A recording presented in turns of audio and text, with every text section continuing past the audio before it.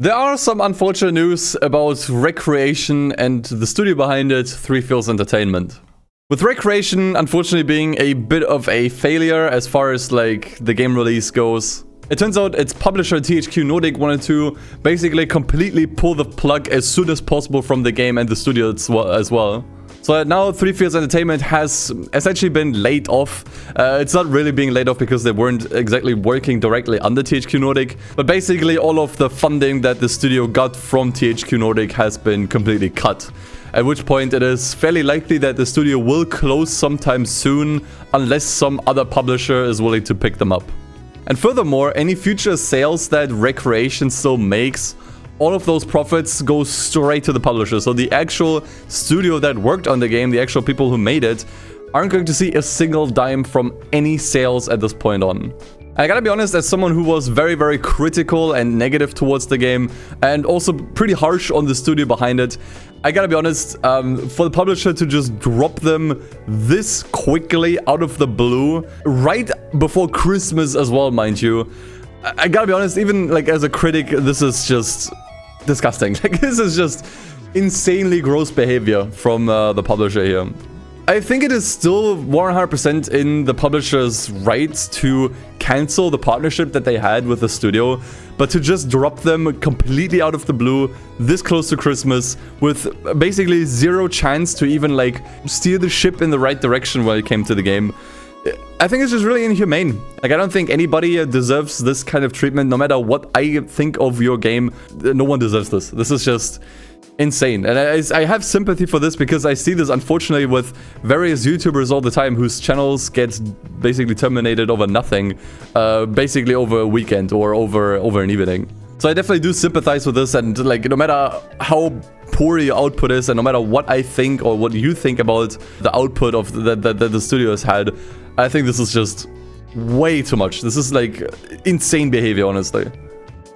And on the Twitter post where they basically broke this news, they have also attached a video with what was supposed to be future content that they had planned for the game. And I gotta be honest, some of it actually looks quite promising. For example, these accident black spots, which is basically just the crash mode returning to Wreckreation that you had from games like Burnout 2, 3, and Revenge. Which, I gotta be honest, this is actually quite cool because Burnout Paradise back then didn't really have a proper crash mode. And I think especially with the track building aspect, it feels like this is actually like the first actually fun and interesting way to implement the track builder into the game. So this actually could have been quite decent. Now, this sounds cool on paper, obviously, and the idea is cool. It obviously depends what the execution would have been like. Yeah, you can see that they actually wanted to do a lot more with this game, and they had a lot of stuff planned that THQ Nordic just never gave them the chance to, which I think is extremely unfortunate. And I will say this actually came a bit of a surprise to me because Three Fields Entertainment doesn't really have a good track record when it comes to supporting their games long-term with like major content updates and stuff. Pretty much everything that they've made up to this point, up to like Dangerous Driving, it was kind of dropped, I think, after like a couple of hotfix updates. For the most part, the games were just kind of left as they were. So seeing this was actually quite surprising. And they have actually updated the game quite a lot since the release as well, outside of like the stuff that they have planned here, which is genuinely like very surprising to see. And I think one of the big reasons why I was so negative on the game and the studio itself is because I didn't expect any of this. I didn't expect them to just basically go a completely different approach and support the game long term. In fact, if you go onto the official Steam page at the moment, you can see that the recent reviews for this game are actually very positive.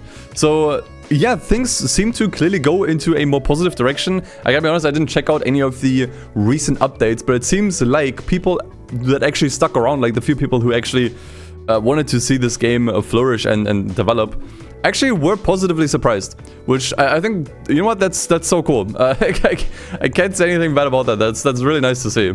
But yeah, now that Three Fields Entertainment has basically been dropped completely, they are hoping that some other publisher decides to pick them up and they can just kind of transfer over to them so that they can still get some kind of like funding to keep the game updates going and maybe hopefully develop another game in the future. So obviously, like, all of that really sucks. I think we can all just kind of like agree, no matter how poor the output was, no matter how disappointing the game was, I think, you know, no one deserves to be treated like that, especially since the indication was kind of like leaning towards them wanting to steer the ship in the right direction and just kind of like improve the game. I think it would have been reasonable, or more reasonable at least, to give them like a couple months, maybe give them like one major content update and then just kind of see how things go from there. However, I gotta be honest, I feel a little bit like conflicted on this, because I do kind of understand and see why THQ Nordic just didn't have any confidence left in the studio, because it was just such a major disappointment on launch. At the end of the day, it doesn't really matter what I think of the game or what you think of the game. The harsh reality is that the game massively underperformed and undersold like crazy. Now, I don't know how much budget went into this game and how much money was invested and yada yada, but I do remember seeing the game advertised on Reddit and YouTube every now and then. So there was definitely some marketing budget that was spent on the game as well. And I don't think they were able to recoup any of that. It was probably just like a massive loss for the publisher. So I gotta be honest, I can see why they decided to just kind of like cancel the partnership with 343 Entertainment. But once again, I think giving them at least like a little bit of leeway, just like one major content update to see how things go, I think would have been the better way to do it. So while I don't think that the developers deserved any of this treatment, I don't think they deserved to be just dropped out of the blue this close to Christmas. I think it's, once again, as I said earlier, is kind of inhumane. I gotta be honest though, I do think that it is a little bit unreasonable to expect a business like 343 Entertainment, like the studio, to stay in business after releasing nothing but disappointments for the last 10 years. Pretty much all of their games were not really received very well. And I don't know, like after 10 years of releasing nothing but disappointments, especially with Wreckreation just like really under-delivering on a lot of its premises, I do think it is just kind of unreasonable to expect a business like that to still stay around for however long, honestly. Because at the end of the day, Wreckreation just did not manage to sell enough copies. In fact, I would even say that probably a lot of the copies that they sold were probably refunded as well. Now, we can obviously only speculate here. I don't have any actual data on how many copies got refunded, but we can see just how quickly the player count dropped off here. So the game peaked at 200 players when it launched, which already is not a whole lot. And just the next day, the player count was already cut in half. So that's like a 50% player drop-off. It just kind of hovered there for the next day. But after like a week, I would say, a little bit more than a week, the game lost 80% of its players. Now you might say, yeah, well, it's because it's a single-player game, you know, it doesn't have any multiplayer. Obviously, people stop playing it. I do think that is somewhat like a contributing factor for sure if a game doesn't have multiplayer and the game isn't really able to maintain a high player count. But I think even for a single-player game, this is a really stark drop-off.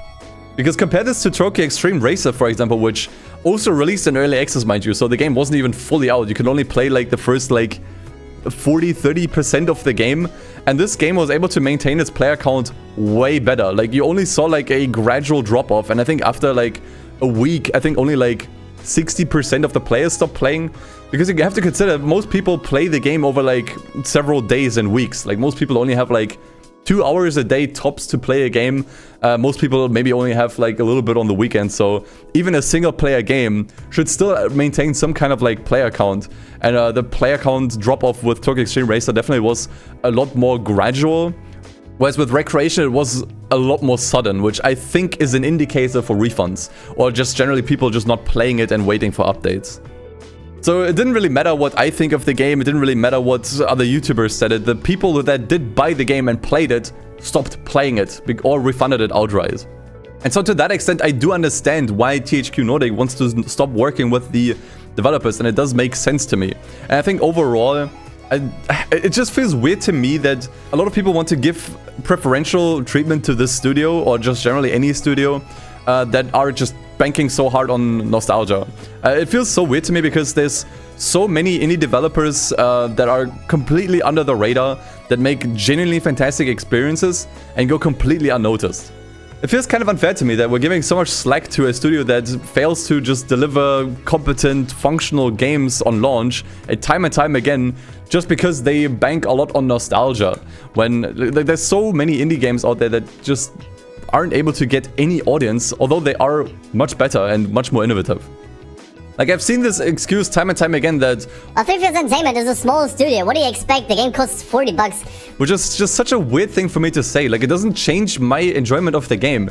Like, it can maybe, like, adjust my expectations that I have going with the game, but it doesn't actually change my standards that I have for the game, and neither should it change yours. Especially given that there is a whole boatload of indie racing games in the past that were made by smaller studios, at times even single developers, under stricter budgets, in less time, that are both better and cheaper. Here's a bunch of examples, in fact, of games that I can come up with from the top of my head that fall under this category, that I think are just way more worth your time. So why are we supposed to still give Wreckreation so much slack here? It doesn't make sense to me. But I understand that for people, it's about wanting the spirit of Burnout to return. They want a game that feels like Burnout. The thing is, people can do this much better.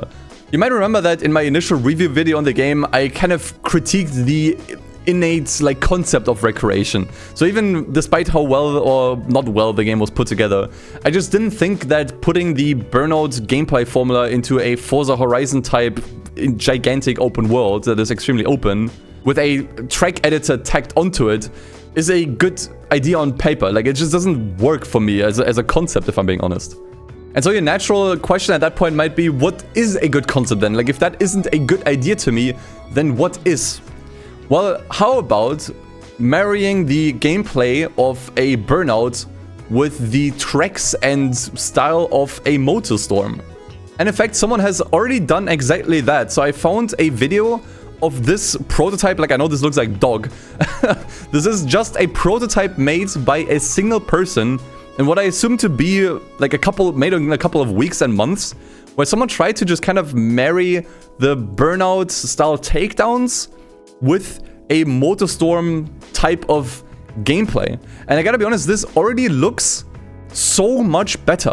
Like, it just looks so much more competent. The concept itself makes so much more sense and sounds so much more fun than anything I've seen with Wreckreation. And once again, this was done by a single person as like a fun project on a whim. And it looks like this, I'm so much more into this already. And it's in large part because the concept itself just makes way more sense. Like, yeah, how about we trade the Burnout gameplay and all of the like urban environments and traffic for these like super over-the-top off-road environments with more car variety. I mean, Burnout games already had different car types. Like, you could drive like a fire truck in Burnout, and usually that was always quite fun. But here you can now drive stuff like motorcycles or, you know, bigger trucks. So you have this insane car variety with the over-the-top tracks with diverging paths as well. This makes so much more sense to me. And once again, like, if a single developer can do this as a fun project concept, like in a matter of months, why are we still giving so much slack to Wreckreation? Because once again, like, Wreckreation just didn't work for me as a fundamental concept. This does. And even then, there are old IPs that are being revived all the time in the racing game space lately that also look way more promising. And I think at the top of that list is Screamer, which also looks really unique. They tried something really innovative with the controls on that game. Obviously, it hasn't come out yet, so we still have to see how that pans out. But that game also, just from its like initial gameplay videos and trailers, looks so much more interesting, so much more innovative, so much more competent, I gotta be honest. And even besides that, we just had a revival announced for the Carmageddon series, which is coming back. We still have to see how that plans out. We only have like a cinematic trailer for that yet. But basically, stuff is being revived all the time, so I don't know why we have to act so desperate for Burnout at this point. Especially because I just want to point out, you can probably buy almost, if not every single Burnout ever made for less money than you could buy Wreckreation for. I would have to look into this. I'll probably look into it during the editing process of this video, and I'll probably just show some graphic on the screen.